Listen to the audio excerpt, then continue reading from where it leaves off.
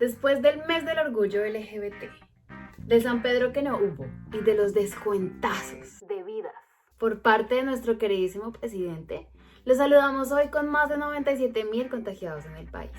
Ay, pero no, tranquilos que no todo es tan malo. Tenemos un gran fiscal, un hombre que trabaja por este país hasta desde San Andrés con su familia y todo, un gran colombiano. Y a propósito, mis queridos colombianos, que no se nos olvide izar la bandera o ponernos la camiseta de la selección este mes. ¡Feliz Día de la Independencia! Si es que algún día la hemos tenido. Hoy los actualizaremos acerca de Remdesivir, cloroquina e hidroxicloroquina. Hablaremos de la dexametasona y su uso para COVID-19 y cuáles son los nuevos miembros del estudio más grande que se está haciendo a nivel mundial en esta lucha contra el coronavirus. Aquí vamos.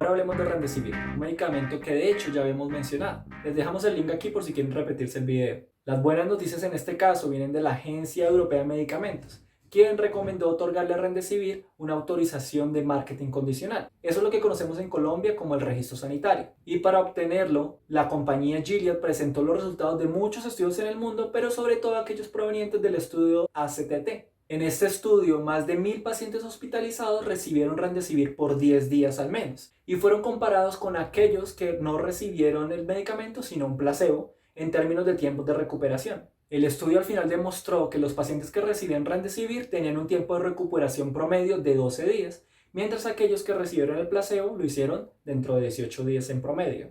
Esta evidencia es una evidencia de fase 2 y como hemos mencionado en otros videos anteriores, para recibir una aprobación de marketing, de mercadeo, de comercialización, se requiere evidencia de fase 3. Es por esa razón que la EMA ha condicionado su autorización a que Gilead le presente los estudios de fase 3 en lo que resta del año. ¿Pero por qué así? Bueno, recuerden que antes de la pandemia Remdesivir no era un medicamento aprobado para ninguna enfermedad, así que aún estamos aprendiendo de cómo funciona y qué riesgos representa. También recuerden que alrededor de mayo la FDA decidió otorgarle a Remdesivir una autorización para uso de emergencia que les ha permitido utilizar este medicamento en estudios clínicos. Bueno, aunque no se ha comprobada su eficacia o seguridad para el uso en COVID-19 y que cada vial puede costar hasta $330, el presidente Donald Trump ha decidido adquirir toda la producción de Remdesivir para los próximos 3 meses. Sí, 3 meses. Ese Donald Trump sí es que es un buen presidente.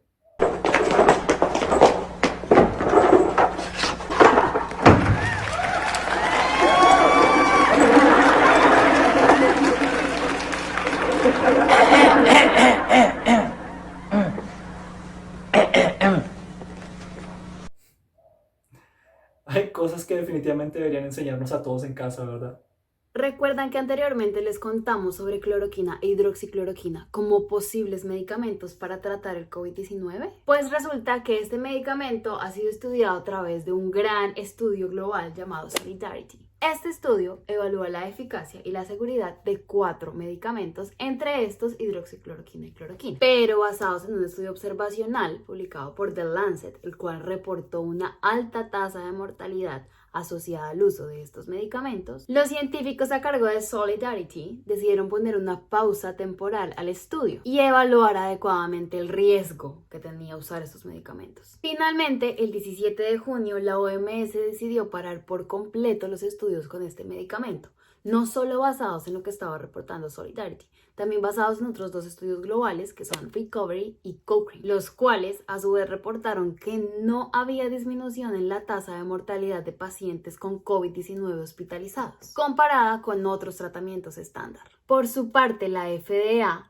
revocó la autorización de uso de emergencia que le había otorgado a este medicamento como tratamiento para COVID-19. Así, podemos concluir que por el momento cloroquina e hidroxicloroquina quedan descartados. Esto ejemplifica lo que significa encontrar un medicamento para cualquier enfermedad. Se propone una molécula, se analiza, se evalúa y como en este caso al encontrar que el riesgo es mayor que el beneficio, se descarta. Que por favor alguien le avise a Donald Trump o a Bolsonaro. I'm taking it, hydroxychloroquine. Right now, yeah.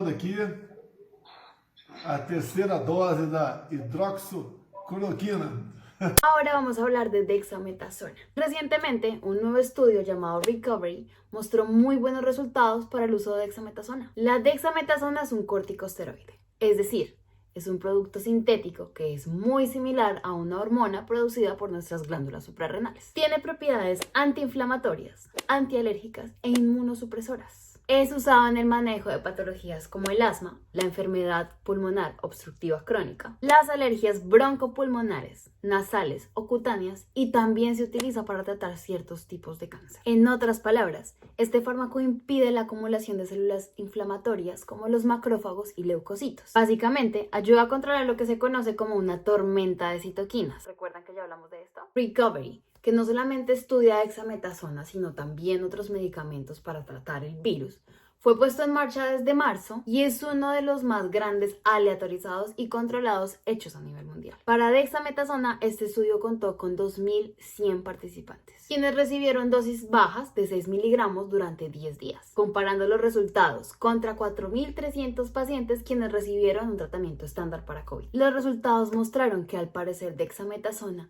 disminuye la mortalidad en 1/3 en pacientes que recibían ventilación artificial y en 1/5 en pacientes que estaban recibiendo oxígeno. Según esos resultados, la dexametasona podría evitar una muerte entre 8 pacientes que estén recibiendo ventilación y una muerte entre cada 25 pacientes que estén recibiendo oxígeno. Sin embargo, no se ha encontrado ningún beneficio en aquellos pacientes que no estaban requiriendo ninguna asistencia respiratoria. Cuando los resultados fueron anunciados, inmediatamente el Reino Unido autorizó el uso de dexametasona para pacientes que estén hospitalizados y en estadios severos. Asimismo, la OMS resaltó el potencial de este medicamento en la lucha contra la pandemia. La dexametasona podría convertirse en el tratamiento estándar para este grupo específico de pacientes, pues además de ser económica, su disponibilidad es absoluta y podríamos empezar a usarla ya para salvar vidas en todo el mundo. Sin embargo, es importante aclarar que puede ser usada solamente en pacientes que estén en estadios severos o críticos de la enfermedad. No debe ser usada en pacientes que tengan síntomas leves y mucho menos debe ser usada como un tratamiento preventivo. Como siempre, no sobra decir que por favor no se automedique. El uso de corticosteroides sin control médico puede ser muy peligroso porque tiene efectos adversos muy graves para su salud. Como ya dijimos, Solidarity o Solidaridad, el estudio clínico más grande a la fecha, puesto en marcha por la Organización Mundial de la Salud para encontrar un tratamiento eficaz contra COVID-19, ya ha reclutado a más de 100 países en todo el planeta. Solidaridad pretende estudiar el uso de Remdesivir, lopinavir-ritonavir y la combinación lopinavir-ritonavir junto con interferón beta-1 alfa. Recuerden que hidroxicloroquina solía ser parte de esta lista también. Por ende, entre más países se unan, más pacientes tendremos disponibles para los estudios y más rápido sabremos si esos tratamientos sirven para COVID-19. Por eso celebramos que uno de los nuevos miembros sea Colombia, que junto con Argentina, que ya hacía parte del estudio, asegurarán que pacientes latinoamericanos tengan acceso a estos medicamentos. Ahora, es importante aclarar que estos medicamentos se podrán usar única y exclusivamente en pacientes que ya hacen parte del estudio clínico. Ninguno de ellos ha sido aprobado para uso en COVID-19 porque no sabemos si son seguros y eficaces. Precisamente para eso es el estudio. Por ende, que quede claro que no son medicamentos que su médico le pueda prescribir. Ojalá que los pacientes que hacen parte del estudio se beneficien de estos medicamentos y que nosotros pronto le podamos traer a ustedes buenas noticias al respecto.